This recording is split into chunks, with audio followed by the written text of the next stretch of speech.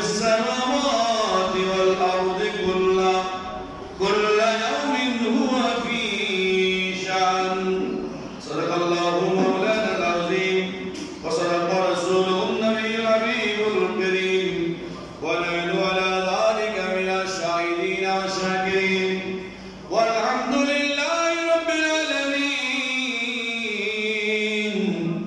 رب صل وسلم وبارك عليه উপস্থিত সম্মানিত হযরত উলামায়ে কেরাম মুসল্লিন কেরাম তালাবুল ইলম মাসুম বাচ্চারা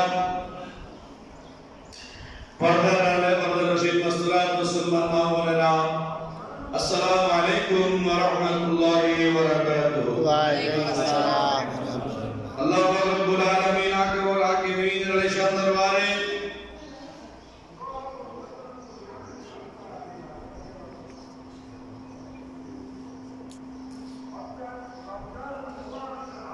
লক্ষ কোটি দুরূদ সালাম দরুদ করিম রসুল সাল্লাল্লাহু আলাইহি ওয়াসাল্লামের দরবারে সম্মানিত প্রিয় হাজরিন আমরা যে মাসের মধ্যে বিচরণ করছি যে মাসটা আমাদের মধ্যে বিচরণ করছে ওই মাসটার নাম হচ্ছে মাহে রমজান মুবারক বরকত বলে সুবহানাল্লাহ এক জুমা অতিবাহিত হয়েছে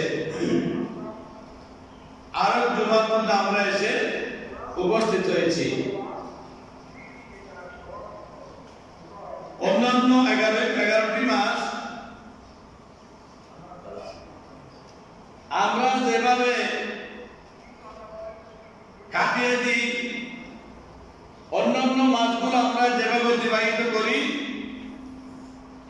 মাহে রমজান মাসটা আমরা কিন্তু সেভাবে অতিবাহিত করি না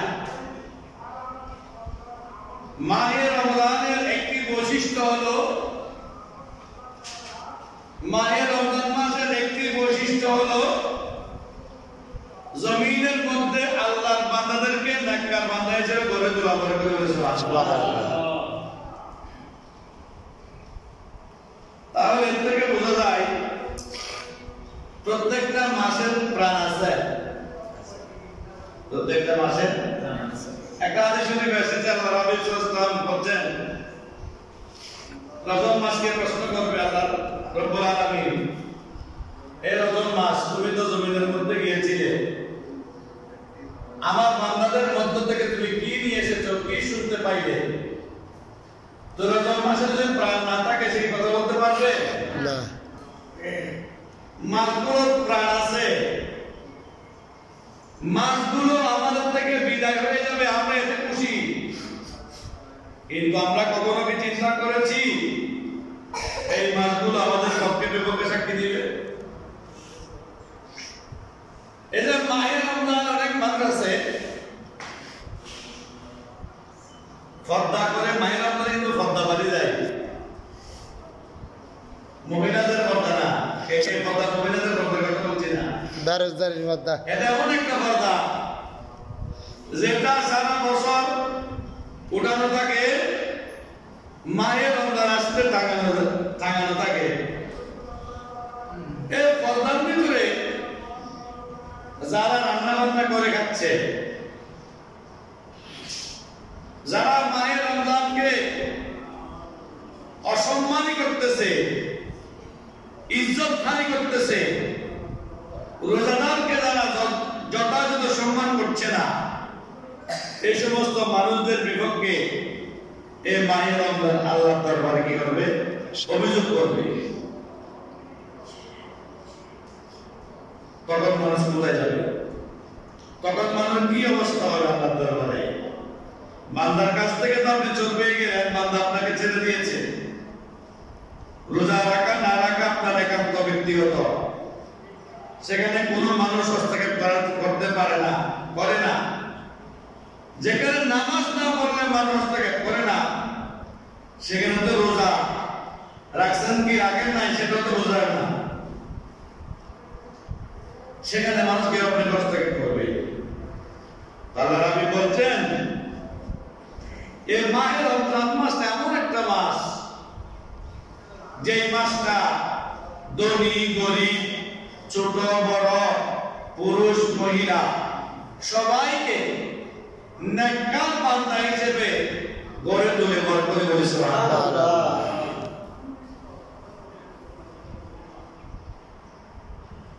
কোরআনের মধ্যে আল্লাহ পাক বলছেন এই মাসটা হচ্ছে কোরআন অবতরণের মাস। এই মাসটা হচ্ছে এমন একটা কিতাব মাওলাই করিম থেকে এসেছে যে কিতাবের মধ্যে হক বাতিল, হালাল হারাম, সত্য মিথ্যাকে আল্লাহ পৃথক পৃথক করে বয়ান করেছেন। বড় করে বলুন সুবহানাল্লাহ। কোরআনের মধ্যে আসছে জাহান্নাম ওয়া যাকাল বাতিল, হক যখন চলে আসবে বাতিল আস্তে আস্তে কি হয়ে যাবে? দ্রুত হয়ে যাবে। এই রমজান মাস হচ্ছে কি হকের মাস, এটা হচ্ছে সত্যের মাস, এটা হচ্ছে নেকির মাস, এটা হচ্ছে নিজের পক্ষে নিজের কাছে যে গুনাহ হয়েছে ওই গুনাহ থেকে আল্লাহর দরবারে পরিত্রাণ চাওয়ার মাস। করে বলুন সুবহানাল্লাহ। সারা দুনিয়া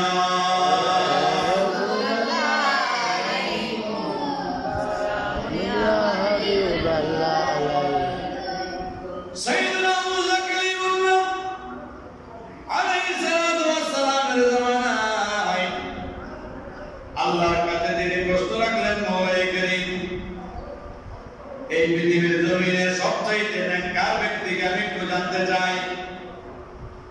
আল্লাহ বলছেন, ও মুসা আলাইহিস সালাম শোনো, আজকে সকালে সর্বপ্রথম যে ব্যক্তিটা এই জনপদ দিয়ে অতিক্রম করে যাবে ওই ব্যক্তি হচ্ছে সবচাইতে বড় বদকার, ওর কাছে কোনো আমল নাই, বড় গুনাহগার।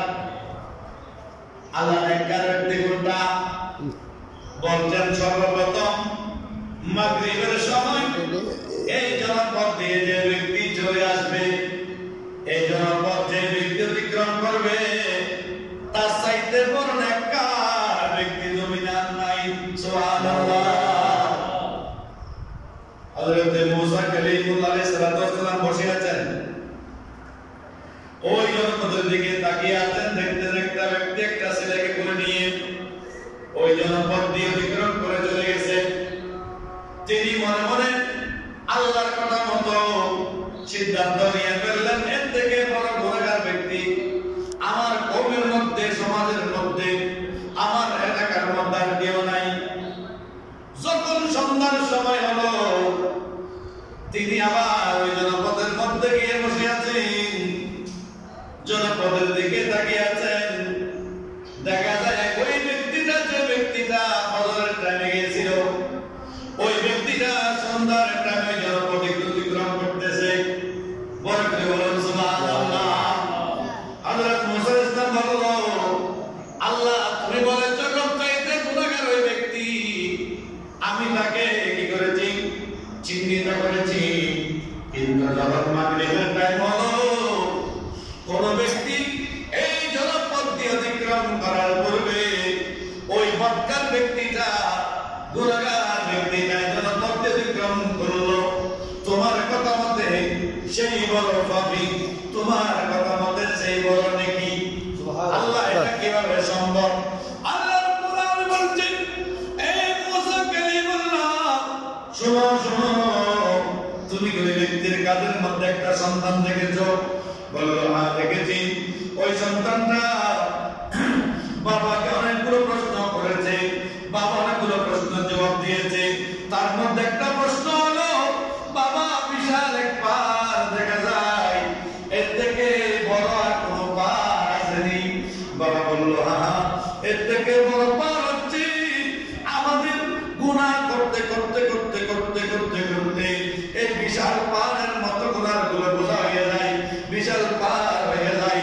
আর আমাদের এই বিশাল গুনাহ বোঝা পাহাড়ের চাইতে আমি আল্লাহর দয়া অত্যন্ত বেশি, আমি আল্লাহর দয়া তার থেকেও বেশি বড়। আল্লাহ বলছে, দেখো ফেরেশতারা, দেখো কত কি উন্নতর মধ্যে, যত বড় গুনাহগার আপনি কেন তার ভিতরে